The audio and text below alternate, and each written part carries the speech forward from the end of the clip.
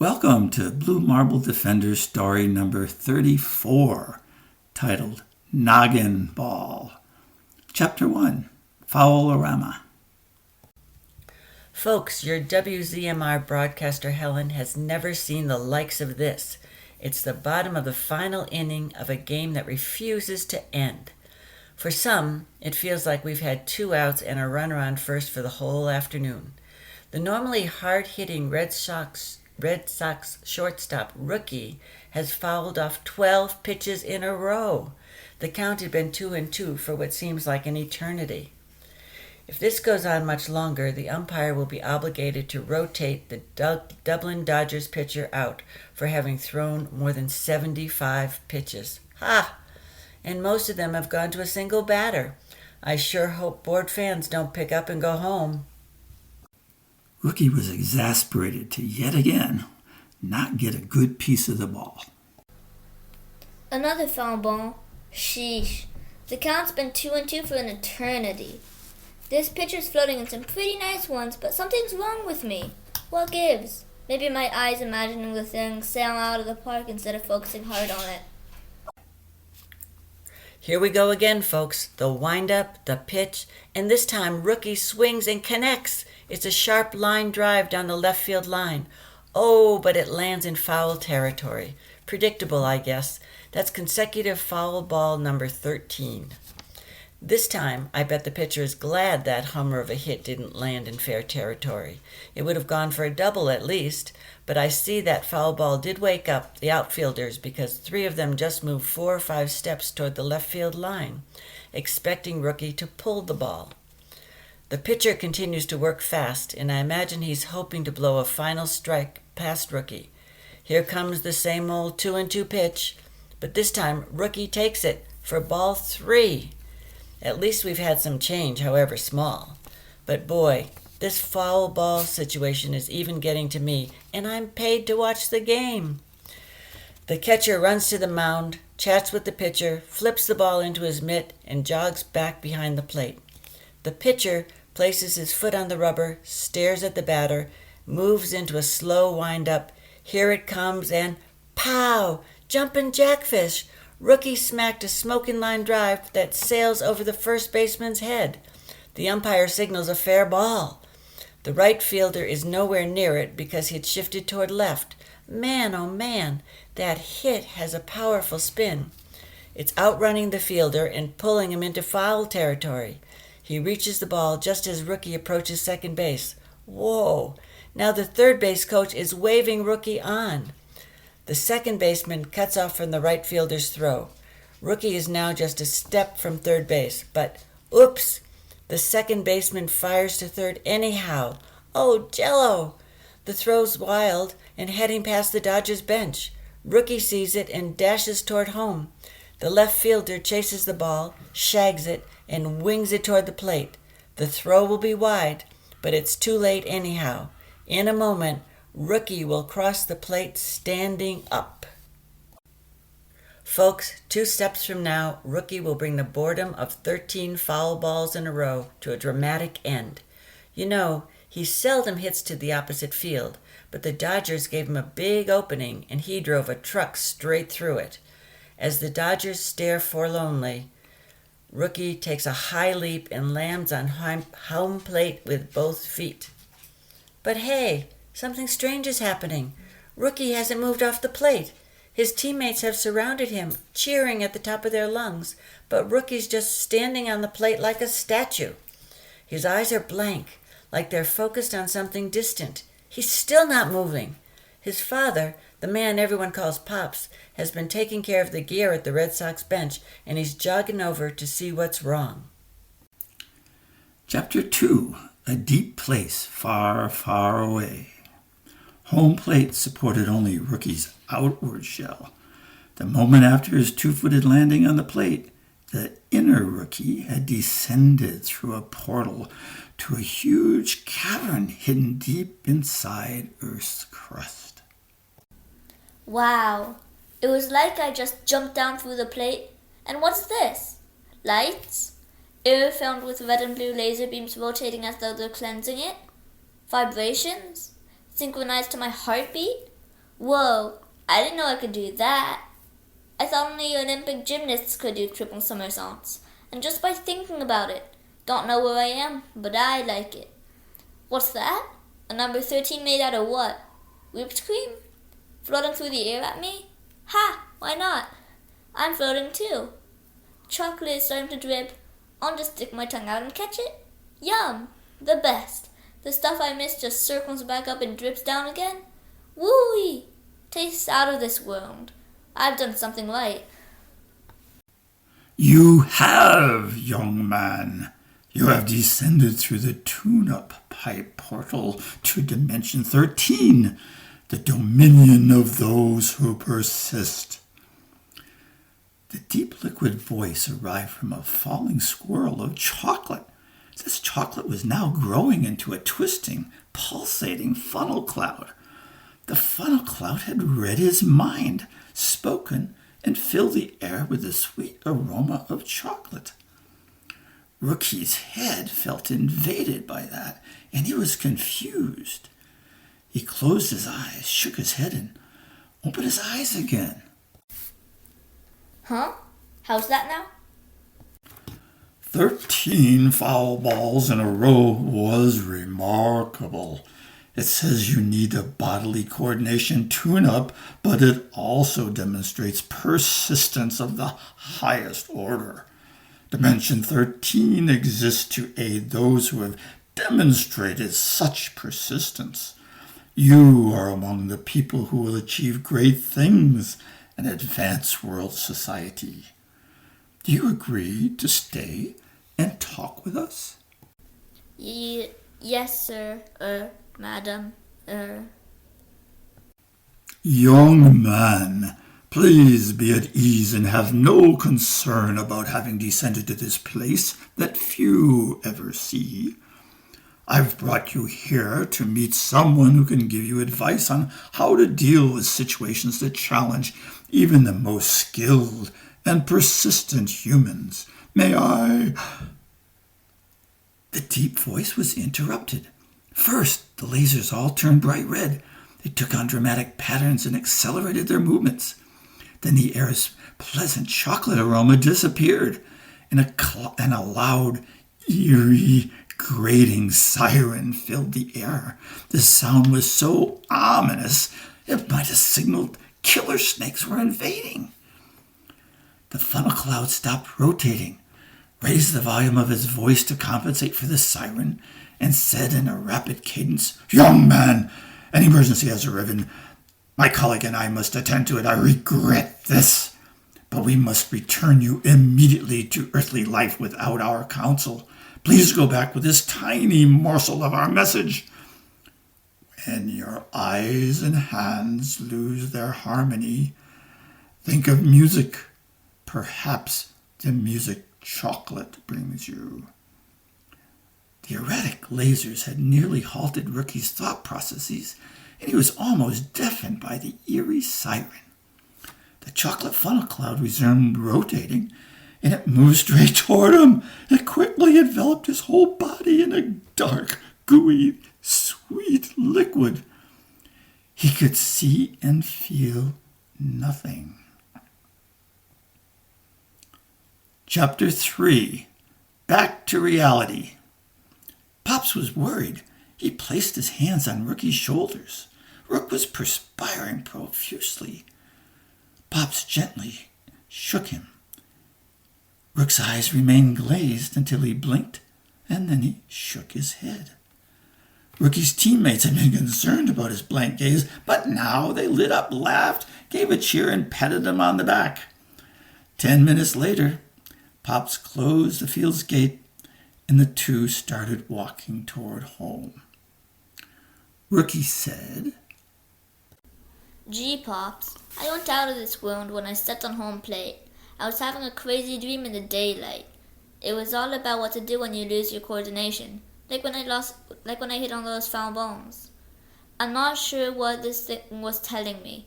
It seemed to be saying, when your eyes and hands fail to harmonize, change the music. It was really cryptic, maybe profoundly deep guidance, or maybe it was just a load of bunk. I was totally confused. I have to give it some thought. Whether it's bunk or not depends on the idea of music. I suppose music is a metaphor for something in the background. You know, like your attitude or what you're concentrating on or something. I'll let you know if I gain some insight. Okay, Rook, Pop said, but please work on it in this world. No thinking about it so intensely you go zombie on us again. Baseball's a competitive game, and I know you always want to do your best, but games shouldn't drag you to an underworld. They're for playing. Chapter 4. 2 weeks later, in a different game. Folks, if you just tuned in, you're listening to WZMR's Helen Larkspur in the top of the 6th inning of a game between the Red Sox and the Rochester Rockies. It's been an exciting morning, and the score is tied 3-3. The meat of the Rockies' batting order is coming up, and the Red Sox have brought in Rookie to pitch to them. No doubt his job is to shut out the Rockies and give the Sox a chance of winning it at the bottom of the inning. He's finished his warm-up throws. The infield ball is rolling toward the bench, and the first Rockies batter is making his way toward the plate. The batter digs his cleats in. Rookie places his left foot on the rubber. He starts his windup. Here comes the pitch. It's a fastball that just misses the outside corner. It's no surprise that Rookie threw it outside. He doesn't want to give up any long hits, and typically makes sense to keep the ball low and away. The batter taps his cleats to knock off some dirt. Rookie settles into his windup and the pitch into the dirt. It pops up to hit the catcher's chest protector, but there are no runners on base, so he tosses the ball back to the pitcher in a leisurely manner. Rookie holds the ball in his glove's web and strikes in a small circle at the back of the mound. My guess is he's thinking hard about where to aim his next throw. Here's the windup, the pitch, and it's low for ball 3. Well, folks, let me tell you, the pressure's on. A walk could put the winning run on base, but a pitch down the pipe to the bruiser at the plate could easily go for extra bases. Rookie's moving ahead in a businesslike manner. Here comes the pitch, low and inside for ball 4. The Rookie's bench lets out a big cheer as the runner jogs to first base. The Red Sox infield counters with, "Make 'em a hitter, make 'em hit," as the next batter settles into the batter's box. Here comes the pitch. It's outside and into the dirt. BJ, the catcher, scrambles to block it and holds the runner on first. You might consider that an everyday catcher's action of no consequence, but folks, I want to add a point. It was imperative for BJ to stop that ball with a runner on first. The Sox had a chance for a double play, but that would vanish if the runner made it to second on a pass ball, and then he'd be in a position to score on just a single. The competing cheers are growing to include the fans now. Folks, I've followed the rise of this young pitcher for over a year now, and I can tell you he's up to the challenge. But he's dug a little hole here, and the Rockies are anxious to capitalize on it. Here's the next pitch, and it's high and inside, ball 2. The catcher, BJ, is jogging to the mound. The two exchange a few words, and Rookie is ready for the next pitch. Here it comes. Ball 3, high and outside. The baseball goes back to the pitcher, the infield chatter ratchets up, and the pitcher puts his foot on the rubber. And here's the pitch. Ball 4. This is not going the way the Red Sox hoped. 2 runners are on now without taking a swing at any of the 8 pitches tossed up. Rookie takes the throw from the catcher, shakes his head, walks slowly back to the rubber. The third Rockies batter is ready. The pitch comes in, and it's outside for ball 1. Rookie takes the throw from BJ and gets straight down to business. The windup, the pitch, and it's ball 2, low and inside. Folks, that's 10 pitches and 10 balls in a row. The Red Sox coach is jogging out to the mound. He and Rookie talk. Rookie nods his head, perhaps saying, "I can do this," and the coach jogs back to the bench. The pitcher goes into his windup, and here comes the pitch. And letdown of letdowns, it's ball 3. Folks, I see the Red Sox have sent a relief pitcher out near the right field line to start warming up. Rookie begins his cadence. The pitch, and it's ball 4. The bases are now loaded with no outs. Folks, the umpire has had to stop the game for a moment while he checks on the safety of people in 2 cars that had a little fender bender on the road just beyond the backstop. While we wait, we're fortunate that the Red Sox assistant coach walked by and agreed to talk with me. Besides coaching, Leo is Rookie's brother, and incidentally, a leader of the new Marble Defenders. Leo, what do you think is going through Rookie's mind these days? Between those 13 foul balls in a couple of weeks ago and missing the plate 12 pitches in a row, some fans are asking if he's commuting with extraterrestrials or something. Leo said, Helen, Rookie takes baseball seriously. He prepares thoroughly, he practices hard and long, he observes the opposing team before the game, and he discusses strategy with the coaches. His control is usually very good, but when he misses the plate so many times in a row, I imagine he's saying to himself, how can this be happening? I've aimed as carefully as I know how to. I know what the players like to hit, what they can't. I know what they can be enticed to swing at outside the strike zone. Well, he's tough and persistent, a persistent dude for sure. He'll figure out a way to get through this. Thanks for that insight, Leo. Now it's back to the game. Rookie's looking over at his coach. The coach just threw his index finger back and calls out, "Go for it, you can do it." Now the batter's ready, Rookie's ready, the pitch flies toward the plate, and it's high ball 1. Rookie didn't like that call. He turns his back on the plate, jumps high, and lands on the pitching rubber with both feet. Chapter 5. Back to unreality. Rookie felt that same falling sensation. Again, it was as though he jumped right through the pitcher's rubber, through the mound, and fallen deep into the earth's crust. But this fall was a lot rougher than the first one. He bounded off hard, sharp edges of something like a mine shaft, and he had to protect his head with his hands, and he felt shook up when the sensation of falling finally stopped. When he landed this time, it took him a few moments to gain his bearings. Again, laser beams were randomly rotating, but these were thicker. They were bright green, and the vibrations were stronger. The whole space seemed to be alive and jumping. He was floating again, but this time there was no sweet chocolate aroma. The air was filled with the smell of peppermint.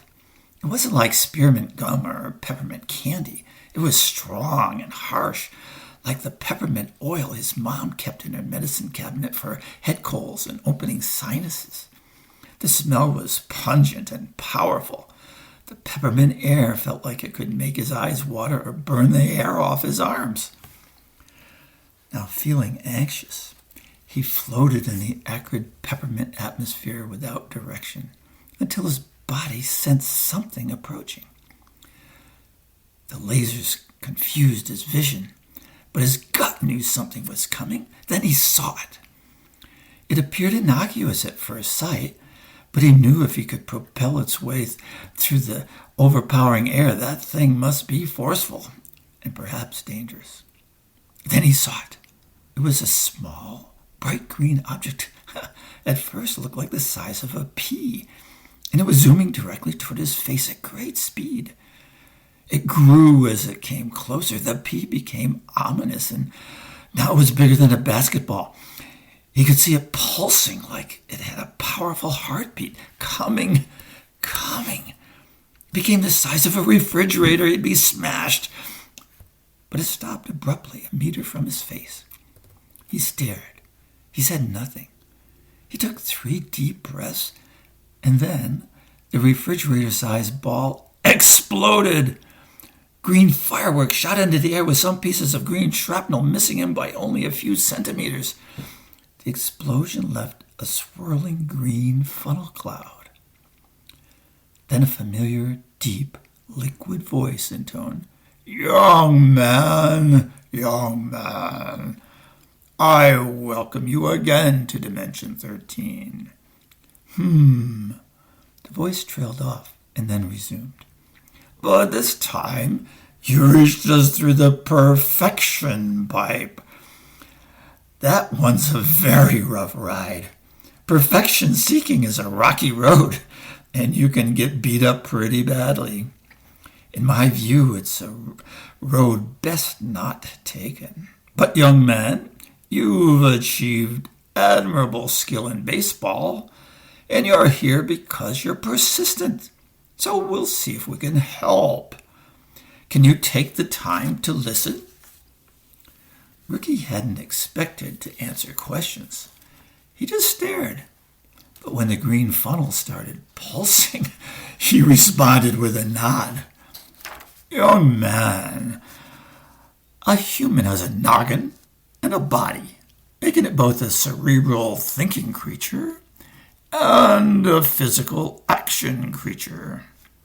Both parts of humans enjoy games to build and sharpen skills. Some games, like chess, are for your noggin. Everyone knows that you play with your brain, and bringing your legs or your arms into the game, everybody knows that wouldn't help. Other games are for your body, where your muscles and eyes are critical, but most people don't know your brain can hurt your sports performance. Sometimes the human brain gets bossy and butts in. It starts bossing your body around instead of letting it rely on the training you've given it. Not good. Your brain can't hit a curveball and it can't pitch one. You want to use your brain for some things in baseball, like planning strategies before the game and deciding where to throw if you field the ground ball and there's one out and runners on first and third. But you don't want your brain micromanaging and telling your muscles what to do all the time. And there are gray zones, of course, like considering the probabilities of connecting well with a fastball outside the strike zone. But for sure, you don't want it involved in telling your muscles how to do their thing. Baseball is not Noggin-ball. Would you please listen to my expert here? A small being, perhaps a person, perhaps not, appeared from behind the green funnel cloud. It was wearing a wizard's robe. Its head was round, like a bright green baseball. Meet Mr. Embod Cog. The small green figure looked up at Rookie and said in a sing-song voice, Whoa, what's up, Bubba? You know, like the big swirling dude behind me says, if you've practiced plenty, you gotta just trust your body. Telling you what to do all the time, well, that ain't gonna make it smarter than the good old practice will. Thinking, words, they just distract it. Your eyes, arms, legs, well, they don't like me weighed down with your noggin's worries. I don't know if that's why you missed the plate 13 times in a row, but if your noggin's running the show during a baseball game and it starts to worry things ain't going right, well, that gives your muscles lectures, and then your noggin scolds them if they ain't perfect. That makes them tense, and they perform worse. So don't let your noggin micromanage. Bob Cog threw his little arms and hands out and said, And Bubba, I imagine your next question will be, so how do I turn my brain off? Send it to chess school or chess camp. Just a joke. Or is it a joke? Remember. You're out on the baseball field to play well, and you play best when you're having fun.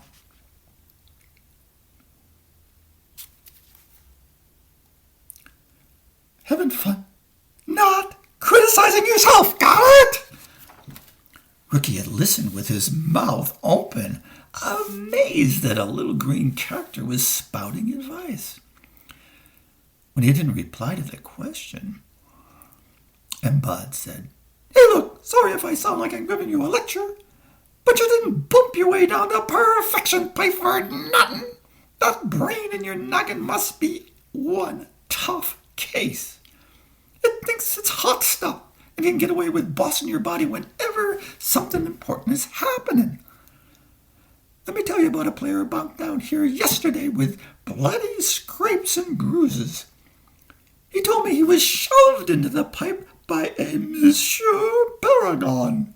That's the name he gave to a voice camping inside his ear, criticizing and worrying him all the time, supposedly trying to make him the best, the perfect baseball player.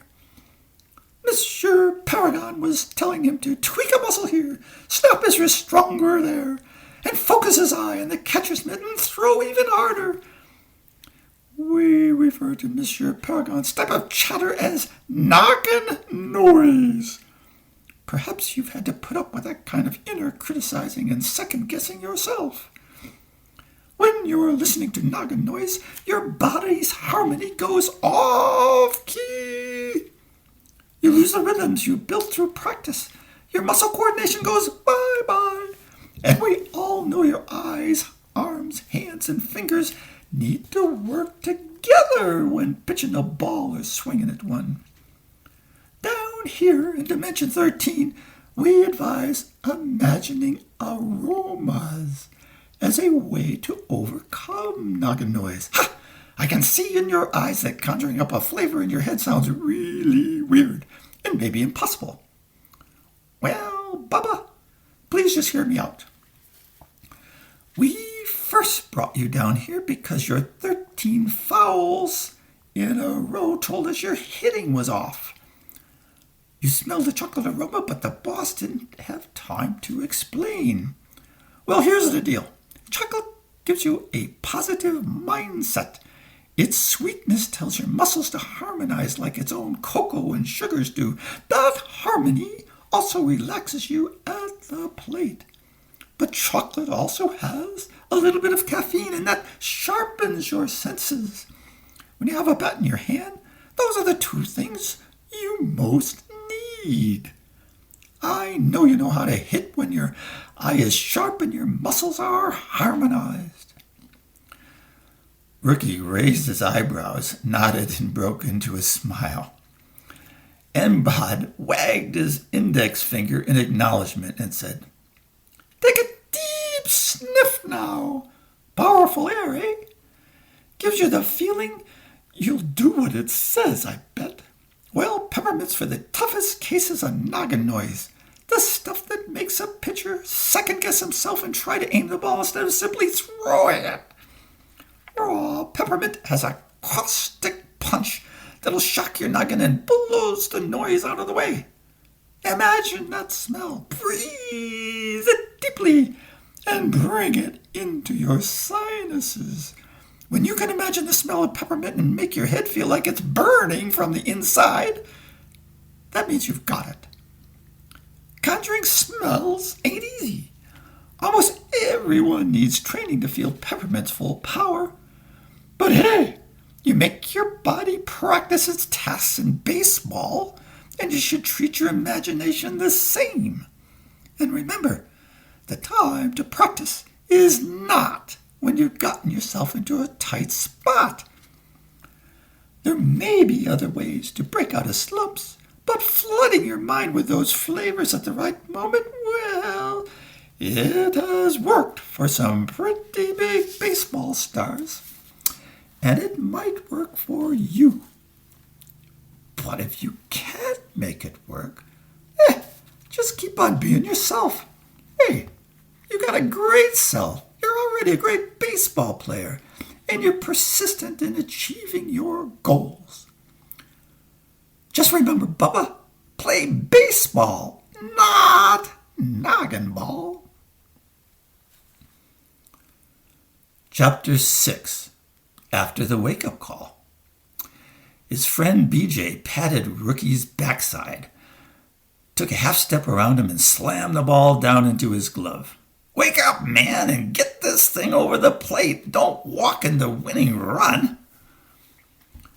Rookie's eyes focused, and a potent blast of peppermint fired in his mouth and filled his head.